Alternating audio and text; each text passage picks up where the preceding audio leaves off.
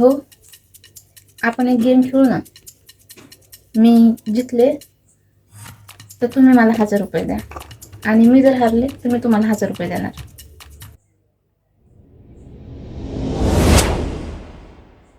ठीक आहे. मी तुम्हाला समानार्थी शब्द सांगणार आणि तुम्ही मला त्याचे विरुद्धार्थी शब्द सांगायचे. मी,